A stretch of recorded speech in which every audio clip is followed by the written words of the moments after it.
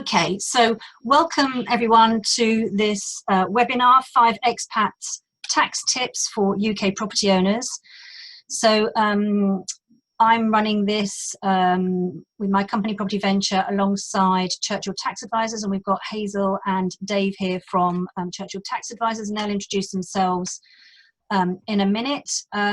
Just so you know, I'm Louise Reynolds, Director of Property Venture, a boutique property firm which helps expat UK buy-to-let investors and busy business people buy homes in countries like France, Spain and Poland.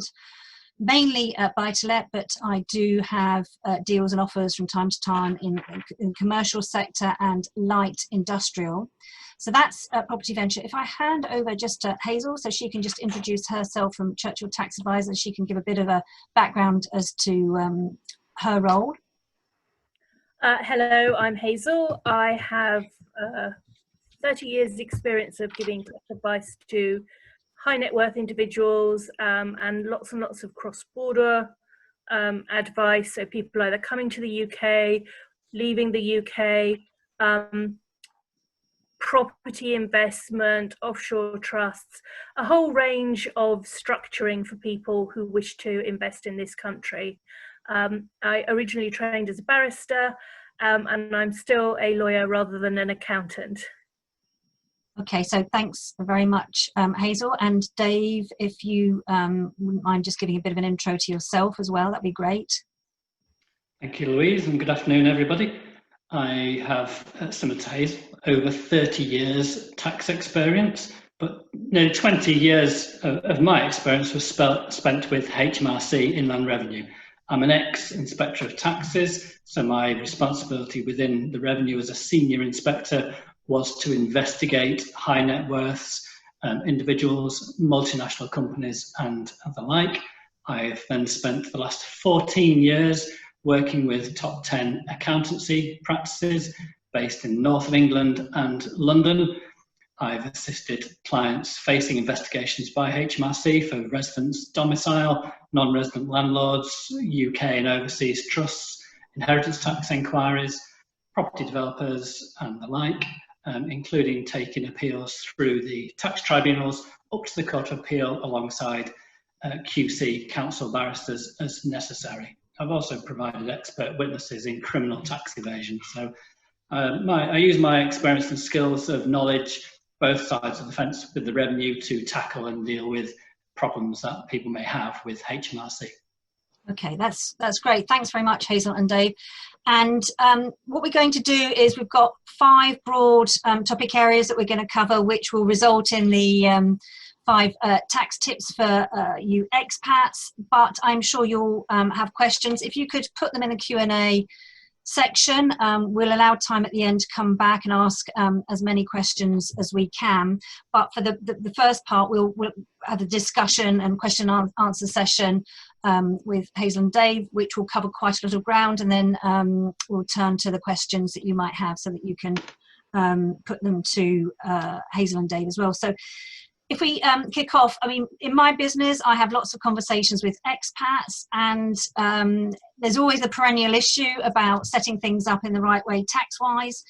And as we all know, the buy-to-let market in the UK has changed significantly over the last few years, with all of the mortgage interest tax relief having been withdrawn, with stamp duty surcharge, just to name a couple of the areas where changes have been made. So it's much more about planning ahead and thinking through how to set things up. So Hazel, if we can start with you, one of the big things that I find myself having a discussion with expat investors about is how to set yourself up, whether it's buying personally in residential property, buy-to-let property, or whether it's going down an SPV, special purpose vehicle route, which may either be limited company or LLP partnership route.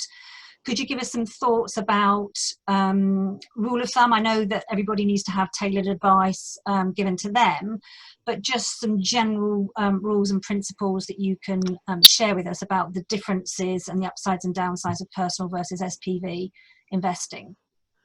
I think, I mean, the first factor that really has to be borne in mind is how you're going to finance the acquisition of your property. Because if you've got a lot of borrowing, if you're anticipating a lot of commercial third-party borrowing, then investing through a company is going to become the best, probably the best choice for you, because of the restrictions on mortgage interest deduction. And if, depending on how heavily geared you are, you can end up paying tax on an income, a nominal income, for tax purposes, which is higher than your actual income for your actual net income, your receipts, so that you can find yourself not actually making a profit on your rentals, because you're having to pay away effectively 110% of your rental income in tax and mortgage borrowings combined. So at that point it all becomes very uneconomic. So securing a deduction for interest is vital. And of course you will be paying the 19% corporation tax rate on your rental income. However, there is a price that you pay on the other side of that transaction, because you'll be paying more in stamp duty land tax on the acquisition. And it's not clear, although the Chancellor has announced a SDLT holiday until next year on purchases up to 500,000. It was an interesting development, wasn't it? It was. It's, again, with all these things, you may get a headline announcement, but what is actually going to happen and how that's going to apply to people who are making commercial investments as opposed to people buying a house to live in, you know, we're going to have to wait and see what the details are on that to see how it's going to affect people. I mean, I think one thing to bear in mind when it comes to considering the impact of stamp duty land tax is, of course, that depends on how expensive a property you're buying. If you buy lots of small, relatively low value rental properties in you know, the less fashionable parts of the UK, SDLT isn't going to bear down on you, and you are going to be more concerned about the rental income. If you're buying one big property in central London and you're not financing it through borrowing, but you are already in funds, then it may be that holding personally is better for you, because the SDLT hit is going to outweigh any other potential tax savings. So it is always, I think, a very bespoke question that depends on how much borrowing you're taking on board and what sort of value rental properties we're talking about. And of course, in the case of non-residential property, the commercial or mixed rates of SDLT are much, much lower. So at that point, again, you have a whole different set of things to consider. Okay, so if expats are investing, and I know that there are a number of expats who do invest in the Midlands and up north for yields and for entry-level pricing, then they're not going to benefit if the stamp duty, Rishi Sunak's stamp duty holiday up to £500,000. We don't even know yet whether it's homeowners only. We need to read the small print, or whether it is for investors as well. Yep. So that might not affect those as much, but if expats are looking to invest in the southeast, then it may well affect. But also the other thing, what you're saying is that it's the level of borrowing and the value of the property, which will also help determine whether you invest personally or via a company structure of some description. Yes, because I think there is essentially a tension between your mortgage interest deduction, yes, being fully allowed as opposed to sort of being partially limited, and the extra SDLT costs. So you will always have to look at the numbers to see which tax you're paying more of and how it affects your decision. And it may be that the balance swings one way or another. I think one thing also to bear in mind is that in the good old days, it used to be if you were non-resident, you could sell UK property free of capital gains tax, which is no longer the case. But it's also no longer the case if you hold the property indirectly through a company. So that doesn't factor into your decision as to whether to hold personally or through a company, whereas it may have done sort of 2 or 3 years ago. Okay. And then as a general rule of thumb, I hear what you're saying about the value of the property, and it's not just a number, but so if someone's just starting out and they've just got 1 or 2 investment properties versus a portfolio landlord who's got 4+ properties, is there a general rule of thumb that if you're starting out, it still might be advantageous to consider personal investing versus if you're then looking at building up more of a portfolio and you're getting closer to 4 or 5+ properties? I think, again, you know, it sort of depends what your ultimate plans are, because if you decide to invest personally, it becomes very difficult to then put the property into a company. And if you then turn into a portfolio borrower, you've lost your opportunity. So I'd say that, you know, very broadly, there would be always a slight preference to holding through a company. But of course, it's always possible to have a mixed approach. So you could hold some properties through a company, you could have 1 or 2 held personally, because you've also got to think about how you're going to extract profits from that structure. And if you take dividends or you take salary, then there's additional tax to face then. Whereas if you're just receiving rental income passively from a property, you just pay tax on the rental income, you don't pay tax on the rental income, and then again when you extract funds from the property. So it is always very much a question of looking at how you want to run your business. If you're looking to roll up rather than draw down, a company is probably the better choice. If you're looking to draw profits, then maybe holding personally might be an option. Maybe it's a mixture of both, depending on you know, providing an income from a couple of properties and then having your property portfolio elsewhere. And also, if you're going to sort of get into property development, I mean, I certainly think if that's your choice of doing business rather than just buy to hold, then you'd want to be looking at sort of corporate structuring. Okay. And are there some simple things, if expats out there own 1 or 2 properties and they're married, that they can be doing about sharing that or apportioning that between 2 spouses, like the becoming tenants in common rather than joint tenants, and using sort of declaration of beneficial interests? Might that be something worth considering? That's certainly something that you can consider. I mean, you can no longer, I would say very broadly, shift income between spouses easily unless you have made the appropriate declarations about the capital holding underneath it. It used to be you could just sort of say, well, we own the property 50-50, but we elect to be taxed 90-10, and you can no longer really do that. But also at that point, you might want to think about a partnership structure. Okay. And then you could play, you could do that kind of income split of 90-10. But again, that's only something you really want to be thinking about if you have a lot of properties and you want to, because otherwise, you know, the costs of running the structure are prohibitive compared to the amount of tax savings that you could make. Otherwise, yes, it is just simply a question of declaring how you're holding the property from the outset, or adjusting that holding later on. Okay, and just LLP versus limited company, just sort of upsides, downsides, because some people invest and transition through LLP into limited companies, don't they? They don't always just stay in that one structure. No, and that's certainly a possibility. I mean, the thing about the LLP is you're not going to have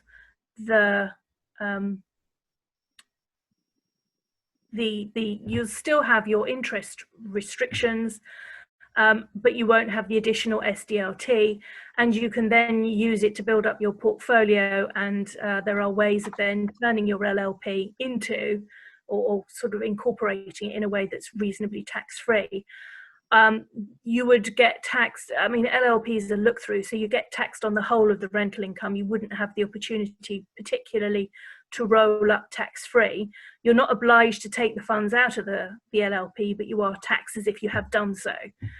So you can leave the property, the net proceeds in, and roll those up and reinvest. So, you know, they do have their place, perhaps as a sort of an intermediate stage before becoming a proper full portfolio landlord. Okay.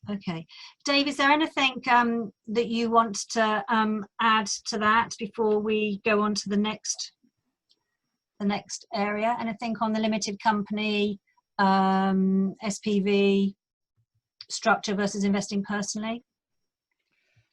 Obviously, if people are buying new property, then they have to look at the whole picture, and it's not just a question of the tax situation. You also have to look at the ability to borrow and the mortgages that are going to be available to a corporate vehicle.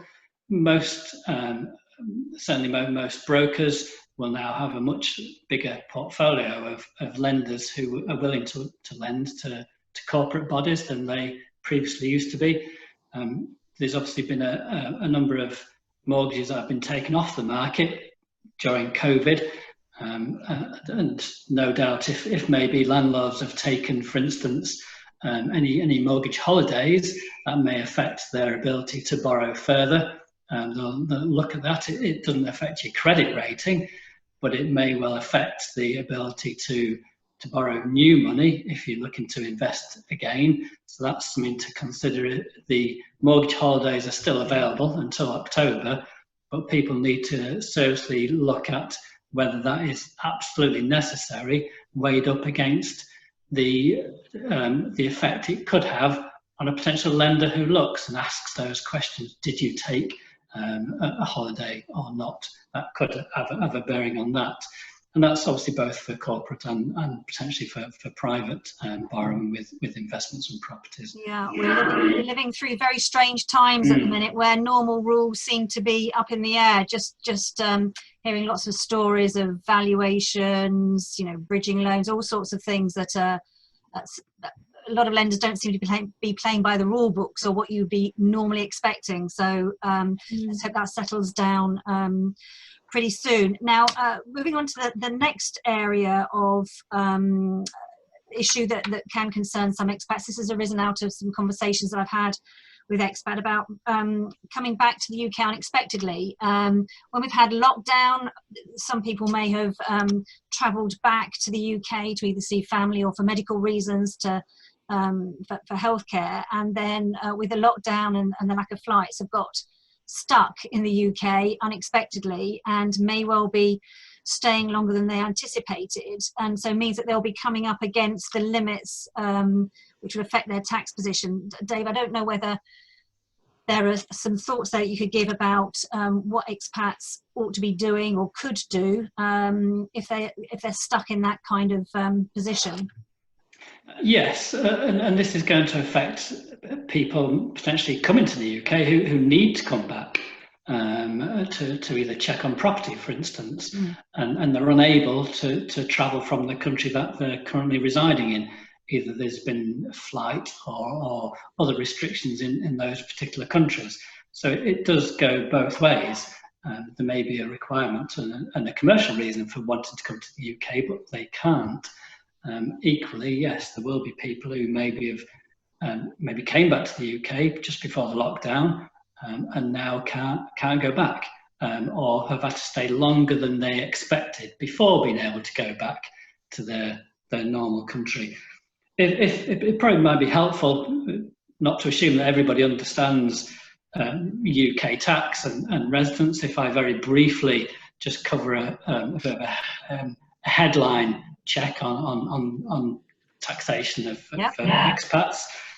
It does depend largely on days in the UK, the patterns, their family, social and work ties, and what accommodation they have in the UK, and you know what work they have overseas or what work they have in the UK. There is, since April 2013, residence decisions with HMRC have become a little bit more easier to decide which way it falls. Prior to that, And there are so many cases going through tribunals, it can take years and years and years sometimes for an investigation to be settled. So if someone is unfortunate to have an investigation around their residence status in the UK, or investigations around their properties, etc., they can take a very, very long time to get through the tribunals and the courts. We're still seeing cases in the court that relate to the pre-2013 change of rules.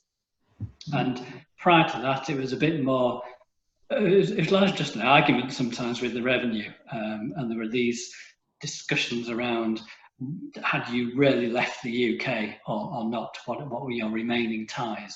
And they would look at everything. One thing that people need to bear in mind as well is that the Inland Revenue, HMRC, they do receive a lot of data and information from third parties. That does include boarding passes, immigration into, out of the UK. So if you're looking at counting days in the UK, you need to ensure that your record keeping is spot on. Don't assume that the revenue won't know that you've been back in the UK, because they can get information from flights and the like. And they do get, obviously, information from land registry, the bigger organisations, so they'll certainly know where property is and who's bought it. So Dave, do they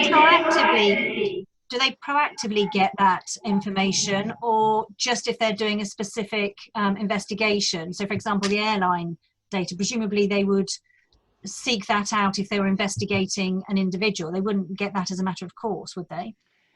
Well, it varies. So the HMRC has a massive, huge database which collates information from all sources. Historically, many of us might know that HMRC has always received bank interest, for instance, information from the banks. They always get that information every year. They can issue what's known as a bulk information request to information holders. An information holder can be any third party, any business that's got information, data. Obviously, traditionally it's been banks, building societies. It's now credit cards, electronic merchant payments, Amazon, eBay. They have all that information. As I've mentioned, they will have stamp duty, land registry. They will also have DVLC. So if someone's an expat coming to the UK, the revenue will know if cars have been registered in the UK, for instance. They will have that information. They will have letting agency information. As to boarding passes and flights, that will depend. They can request that information on a mass basis to an airline. They will have, obviously, access to airport duty and the like. So again, they will have information from that. But yes, they can request specific information from third parties on a bespoke one-on-one basis if a particular taxpayer is under investigation. Okay, I mean it's not just the buy-to-let market that's changed over the last 5 years, and it sounds as though HMRC's reach has changed, and what it can and can't collect has changed quite a lot over the last 5 years as well. So massively. Yes, it has. So just I suppose going back to the general residency, it would obviously. Initially, there are some automatic tests, the overseas automatic tests, and that would depend on whether someone's been UK resident in 1 or more years of the last 3, for instance. And then if they've been in the UK for less than 16 days, they maybe pass that test and you don't have to go any further. If someone has been in the UK for less than 46 days instead, then that might be okay. Then obviously the tests ramp up depending on if you've been in the UK for the golden ticket of 91 days, so more than 90 days in the UK. You may have to then consider the UK tests. Okay. The UK test will then depend on days in the UK, and there is then a situation of the ties test potentially as well. So you may pass some of the automatic tests and not be resident in the UK.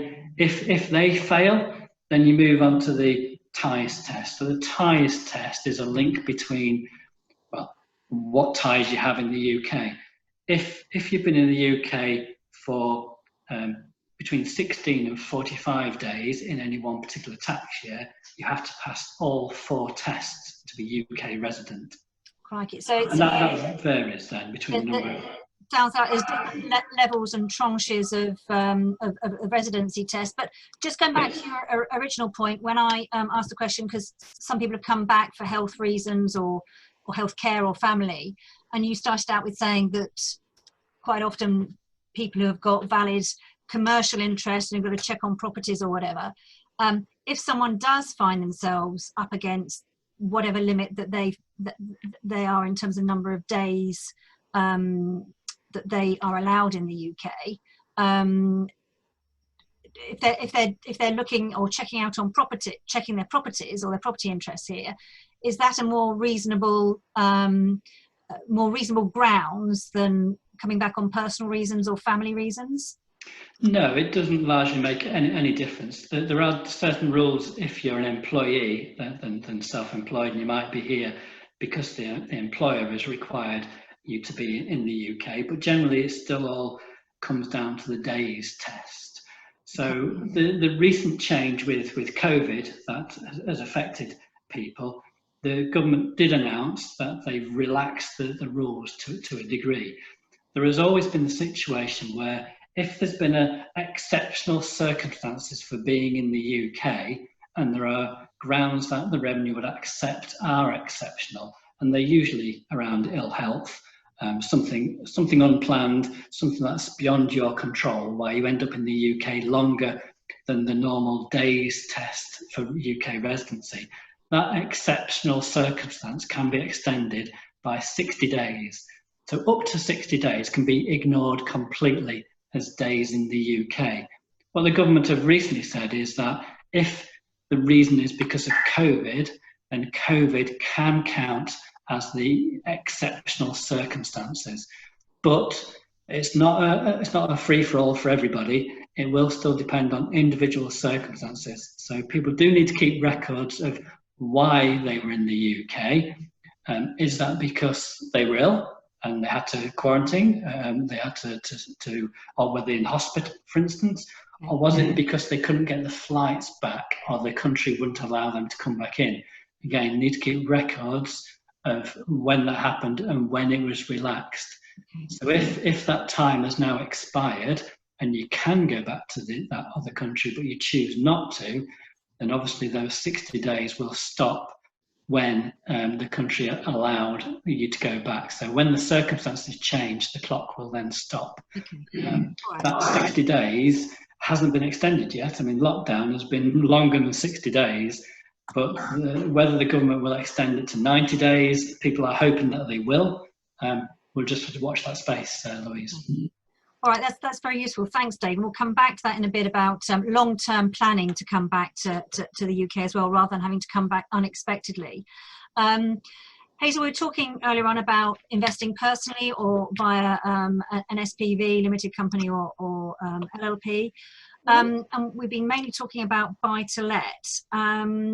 But there are different investment strategies. There'll be expats on here who not only invest in buy-to-let, they might be investing in HMOs, serviced accommodation, other type of commercial or even light industrial. Can you give some pointers as to tax implications for the different strategies, you know, the different categories of property investing? I mean, I think that stamp duty, land tax will be the thing that differentiates between those investments most obviously, because the punitive extra rates generally are applying to residential property and not to non-residential property. And it should be borne in mind that non-residential property doesn't just mean property that is exclusively non-residential.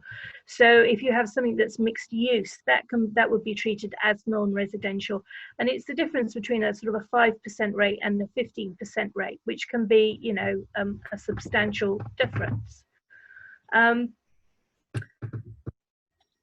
You would more likely have issues to do with trades and capital allowances when you're looking at the acquisition of non-residential property, and that's a slightly different set of considerations, because if you're looking to purchase, you may have the option of choosing to purchase either the asset or the trade, or the asset and trade in a company. And those have different tax consequences, in the sense that if you buy the asset, then you're just looking at stamp duty, land tax, and your acquisition cost. You may want to be thinking about capital allowances, if there have been any taken by the vendor, and whether you can take those on, or whether that works out to your advantage or not.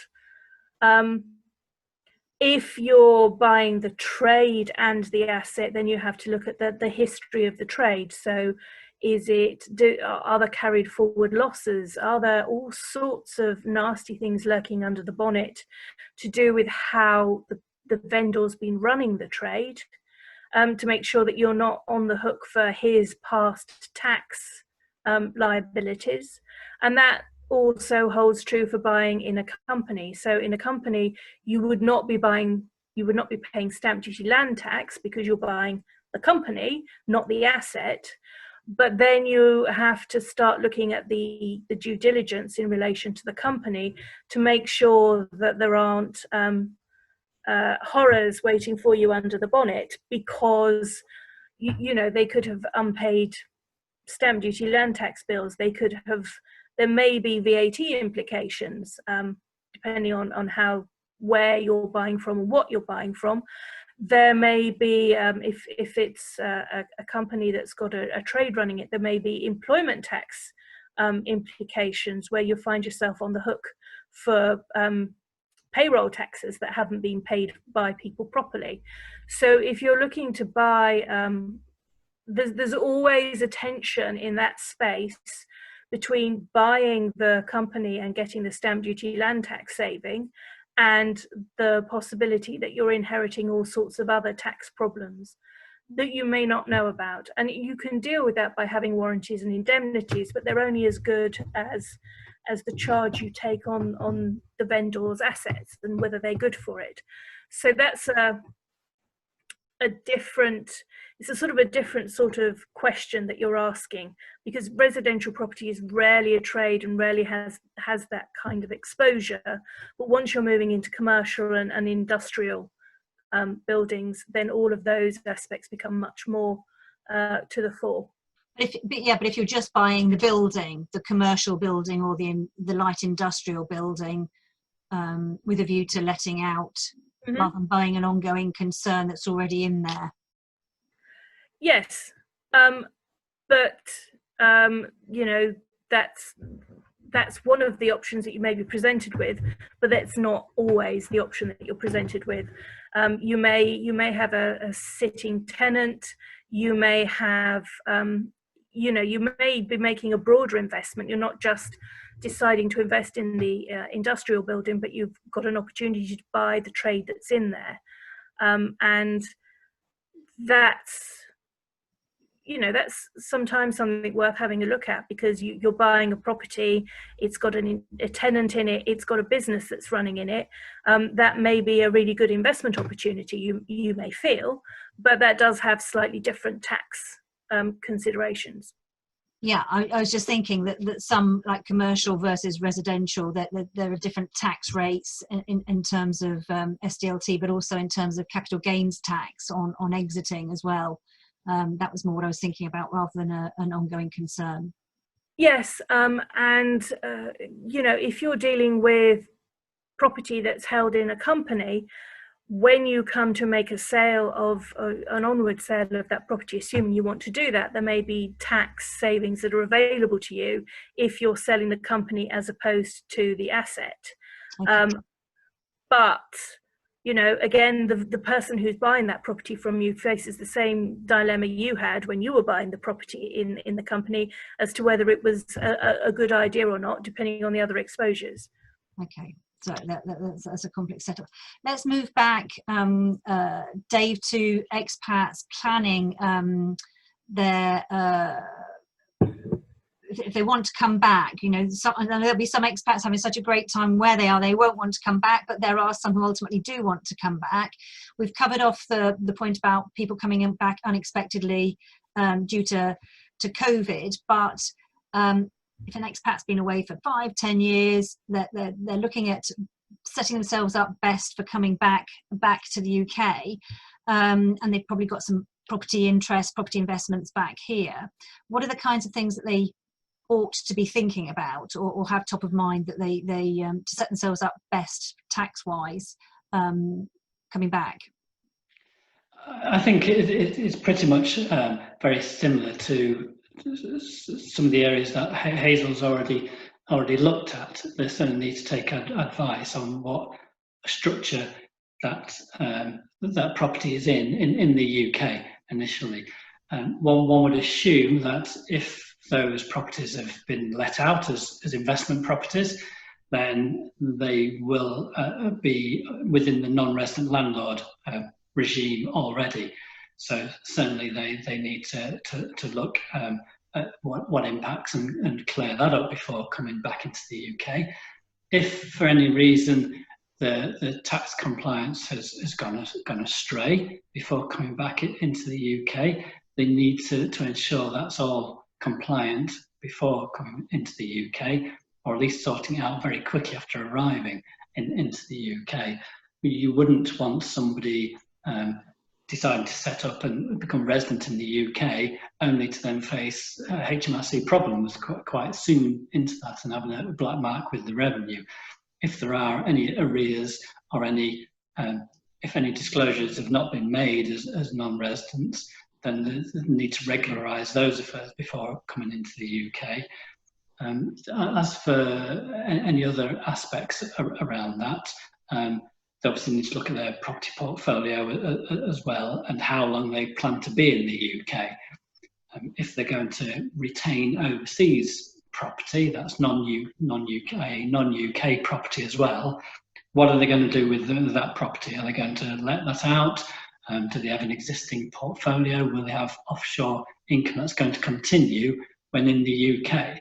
Because then it will depend on UK residents for UK tax and worldwide tax, and whether they're then going to be liable in the UK on that continuing or existing non-UK income streams and capital, for instance, from selling. So they've certainly got to look at the timing. If they're looking to dispose of assets, need to check on, are they going to dispose of that before coming to the UK or after coming to the UK? Once you're UK resident, you're going to be liable on worldwide gains and income.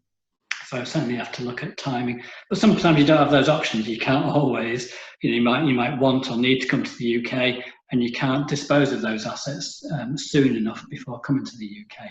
So I suppose the key consideration there is how many tax years that it spreads over in terms of disposing of assets, and which tax year that falls in.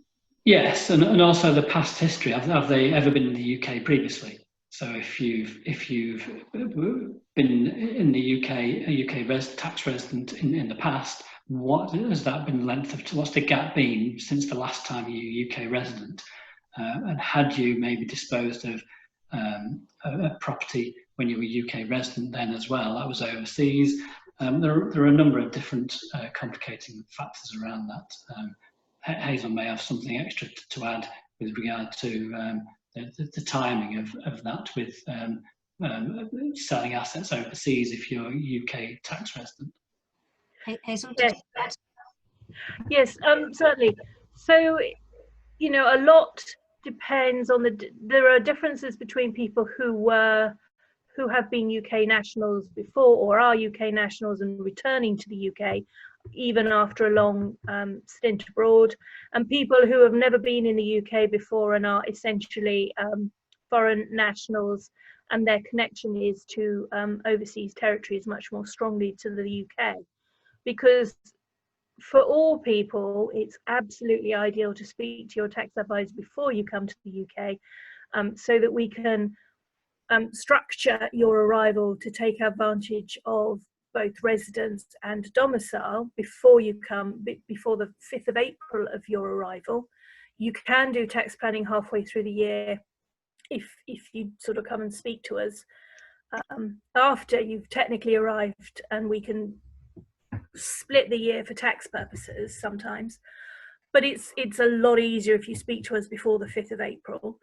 But if you're somebody who's not had a previous connection to the UK, then there is different structuring that we can advise on to take advantage of the fact that the first 7 years you can bring, you can not be taxed on overseas income and gains unless you bring them to the UK. So there are ways of structuring that to take advantage of those rules. And then after 7 years, you have to pay a fee for the privilege of being taxed on that basis. And that may not be cost effective for a lot of people.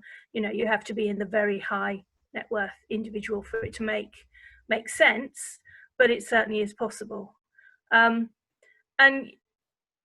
more broadly, I think a lot of people who come to the UK think that you're going to get a rebasing of assets to sort of their value on the arrival, and this is not the case. So if you've had a house overseas for 20 years and you come to the UK and you sell it the day after you arrive, you're going to be taxed on the whole gain. If you sell it the day before you arrive, you're going to be taxed on none of it, which is why it's really, really important to speak to us. Okay, so before we move on to SDLT, the stamp duty land tax, the changes that have been announced today, and let's just talk at the moment. The plan is, Hazel, there's a 2% SDLT surcharge planned for next year for April for expats, for any purchases made from April next year over and above the current stamp duty set up. Have you got any thoughts on that at the minute? And we maybe talk about what, because there are some questions here that about Rishi Sunak's announcements today. I mean, I don't think there is nothing I've seen in what Rishi has announced that suggests that that's not going to apply. Yeah. So by early, if you possibly can, or by things below the stamp duty land tax threshold, so that surcharge is not going to apply. I think, bearing in mind how fast the situation is changing in the COVID world, where we will be in March 21 is almost impossible to say, and you can just do tax planning at the moment on the basis of where we currently are. I think it's worthwhile considering whether you want to accelerate acquisitions. But on the other hand, I think that if you're a canny vendor at the moment, you would be looking at that 2% rate and accelerated acquisitions and thinking you might put your prices up a bit. So I'm not sure that merely accelerating your acquisitions is necessarily going to get you the best deal. There's going to be a balancing a balance to be drawn between, you know, what is probably slightly a seller's market at the moment compared to where we'll be in a year's time. Okay. Anything you want to add, Dave, on the SDLT front? No, I think it's as usual when any of these large announcements are made, it's always going to be the detail that you have to look at to see what qualifies and what doesn't qualify. I don't think it's going to be any massive good news for investors or expats looking to add to their portfolio with regard to stamp duty. But don't forget, there will be a further autumn statement, and there may be some additional tweaks at that time, depending on how the economy moves over the next 3-4 months. I would expect there could be further help for people at that point, but I don't think there's any massive help for expats or investors today. Yeah, we've got questions here from Raj and for Richard. Will the stamp duty be removed for expats, or is it just the principal residents where the stamp duty land tax holiday up to 500,000 applies, which will be a holiday through to March next year? I mean, I've seen mixed reports on that. Some people have said it's targeted exclusively at people buying a main residence, which is frankly what I would expect. And then I've seen other people haven't mentioned that detail at all.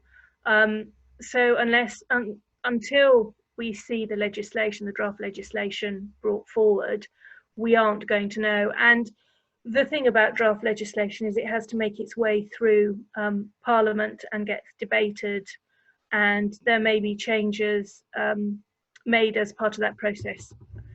So it's just a headline announcement at the moment, and we really can't advise anybody on the basis of what Rishi Sunak said this afternoon in Parliament. Yeah, I mean, I think the one thing holds good is that the SDLT surcharge column, which is for investors, hasn't been changed. So whatever the first column on stamp duty land tax says, which is the first rate, the investor surcharge still stands. There's a question here from Lizzie about the non-resident increase in SDLT. Is there a payment break on this? I think you've just covered that, Hazel, saying that there won't be any change to that. There's a question here from Nick. We jointly own property in the UK and are currently able to sell them under the non-resident rules and only pay capital gains tax on the increase in value since 2015. Mm-hmm. What are the implications if one of us returns to the UK early? Do we need to transfer the property into the person who remains in the UAE?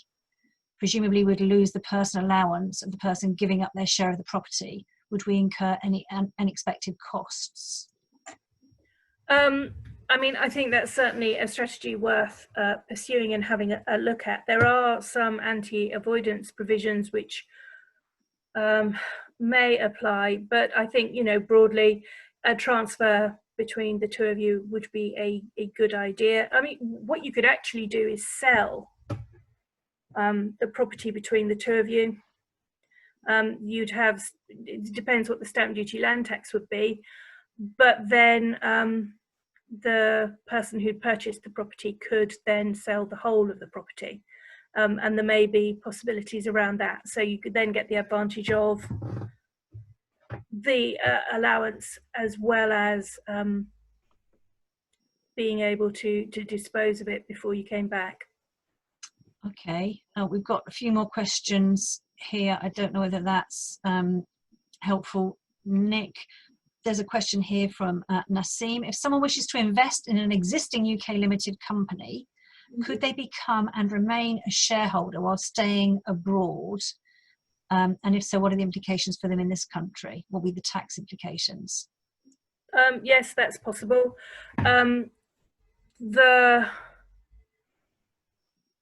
If they remained non-resident, then they should, broadly speaking, not be taxable to any income taken from the company in the UK. They may be taxable in their home jurisdiction, but they may, if there's a disposal of the company, be subject to capital gains tax on any property value. So if you're holding a property portfolio through a UK company or even an offshore company, there are new rules that treat a disposal of a property-rich company as being subject to UK capital gains tax. So you may get income tax savings, but there may not be capital gains tax savings. Okay, so it's looking at the whole picture. Yeah. Question from Nadia: how complex and costly is transitioning from one tax structure to another, i.e. or e.g. personal to LLP and then LLP to limited company? Oh, well, that's very much a how long is a piece of string question, because it depends how big the property portfolio involved in the transaction, and how much, you know, if you're talking about an LLP that's got 100 buy-to-let properties being incorporated, then that's going to be a very different prospect to doing that for 4 or 5 properties. Just in terms of cost of setting up and running, irrespective of the number of properties that are in it, are there big differences in cost for running an LLP structure versus a limited company structure? Not necessarily on the running costs, but the transition costs and the planning advice and the notification to HMRC and all the clearances that are necessary could be expensive. Okay. And, you know, you're more likely to get an inquiry from HMRC if you're moving from a 100 property LLP to an incorporation than you are if you're doing it with 5. Okay, hope that answers your question there, Nadia. A question here from Daniel, might be a stupid question, but what is the benefit of spending these days in the UK? What is the tax benefit? Well, I think from my perspective, it's about the returns that you're going to be getting on investing in property, if that's what you're talking about. And it's a question of whether you're looking at total return, as in income from yield, as well as capital uplift, or just yields. And it's how invested you are in other asset classes. But I don't know if I could put that to either Hazel or Dave, whether you've got any answers there for Daniel on what's the benefit of investing in the UK with a tax benefit these days? It's a small island with a fixed housing stock, so it tends to do all right as an asset class, and you know, it's not the tax haven it once was, but it's still a relatively light tax regime compared to some other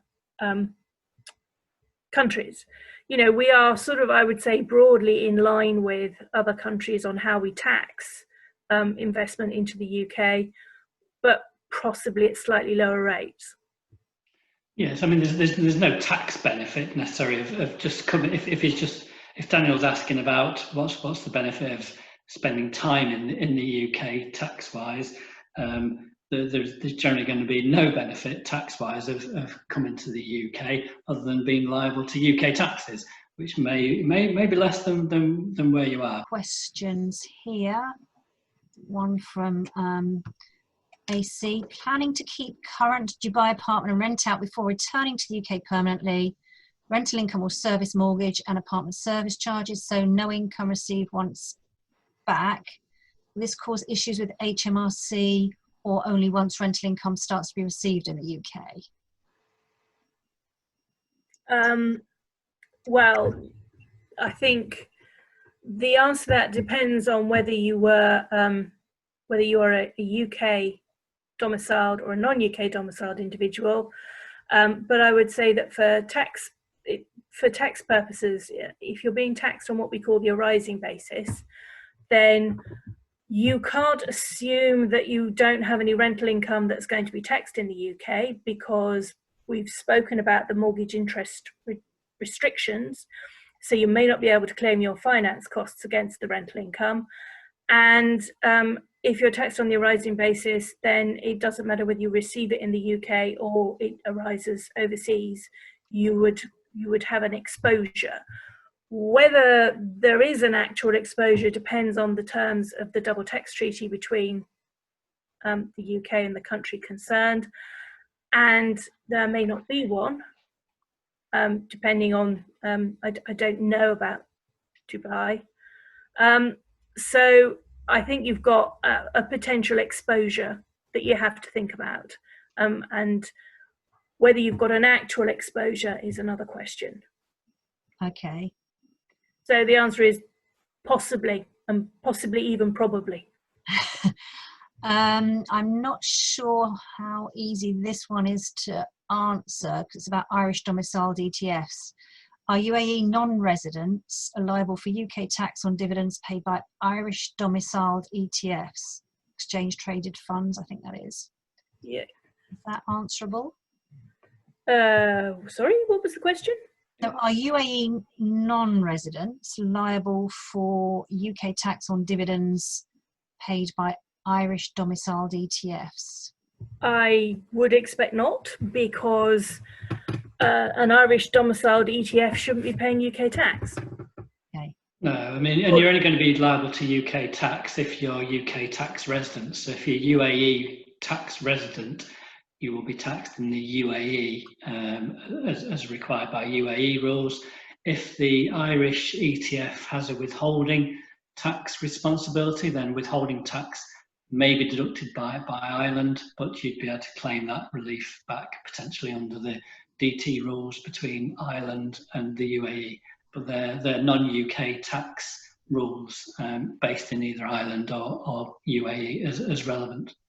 Yeah, the UK should have no impact on the taxation of that ETF.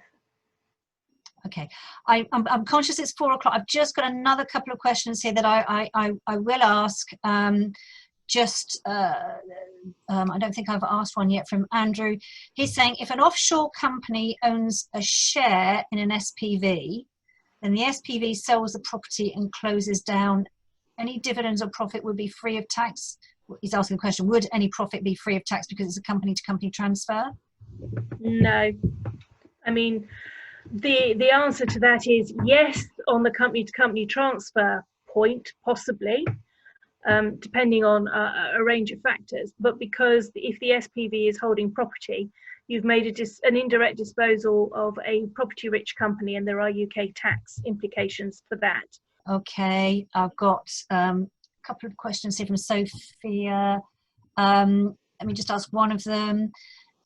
What if you're a first-time buyer and an expat? Is it better to buy before April 2021 or wait until after return to the UK and you're a resident, likely to be in 2021 at some point? Broadly before, you'd think. But again, you're going to have to wait and see what the details are on the SDLT. I'm assuming you're buying a main residence. There's going to be no CGT implications depending on whether you've bought before or after your arrival, because once you have arrived, you'd be taxed on any increase in value, irregardless of whether you were UK resident at the time you acquired it. And it's just a question of whether you're saving SDLT by buying early. Okay. I'm hoping we've got through most. We probably haven't answered every single one, but we've covered quite a lot of them. So I hope that that works for most of you. And just really remains to say thank you all very much for attending. Hope you got some value out of it. And thank you very much to Hazel Johnson and Dave Jennings of Churchill Tax Advisors. You will get a follow-up email, assuming I've recorded this correctly, with an indication of where the video will be posted, because I know a couple of people did let me know they couldn't make it but wanted to see a video recording. So you'll get that to refer back to as well. So thank you all very much. Thank you everyone. Good afternoon. Good afternoon.